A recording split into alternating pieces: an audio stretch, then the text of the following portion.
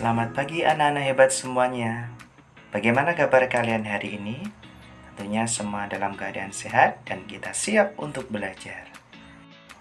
Pagi hari ini bersama Pak Rizky Agung, kita akan belajar tentang daur hidup pada hewan. Sebelum kita mulai pembelajaran, marilah kita berdoa terlebih dahulu. Berdoa, disilakan.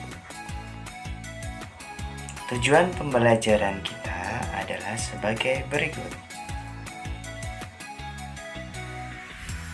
Untuk menambah pemahaman anak-anak, silakan kalian simak video berikut ini.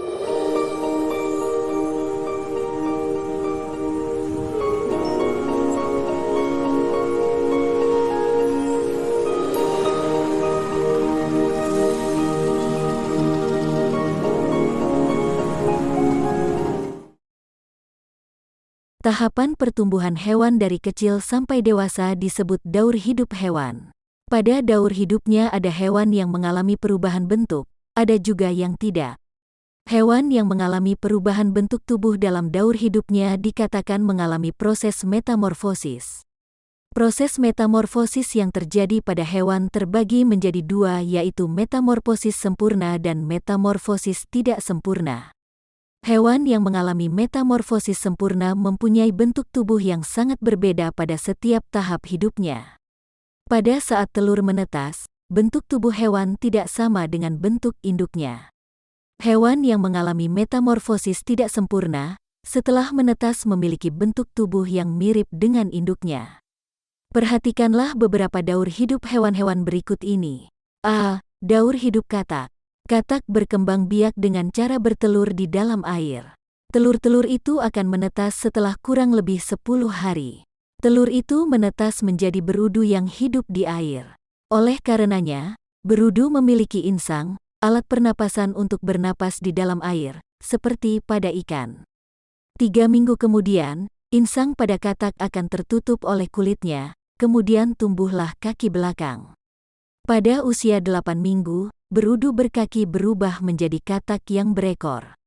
Ekor itu kemudian akan memendek dan ia bernapas dengan paru-paru. Setelah pertumbuhan anggota tubuhnya sempurna, katak akan berubah menjadi katak dewasa. B. Daur hidup kecoa. Kecoa merupakan salah satu serangga yang juga berkembang biak dengan cara bertelur. Setelah beberapa lama, telur kecoa akan berubah menjadi kecoa muda yang disebut nimfa. Bentuk nimfa mirip dengan kecoa dewasa, hanya warna kulitnya yang berbeda. Nimfa beberapa kali mengalami pergantian kulit sampai ia menjadi kecoa dewasa. C. Daur hidup capung. Capung juga merupakan serangga yang berkembang biak dengan cara bertelur. Sama dengan kecoa, ketika telur capung menetas ia menjadi capung muda yang disebut nimfa. Setelah kurang lebih mengalami pergantian kulit sebanyak 10 kali, capung berubah menjadi capung dewasa. D. Daur hidup nyamuk.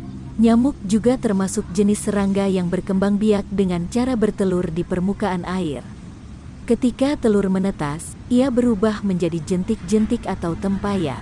Tempayak ini akan hidup dan mendapatkan makanannya dari air yang ia tinggali. Setelah cukup umur, tempayak ini berubah menjadi pupa. Setelah beberapa waktu, pupa akan berubah menjadi nyamuk muda dan dewasa tidak hidup di air. Ia akan kembali ke air ketika hendak bertelur.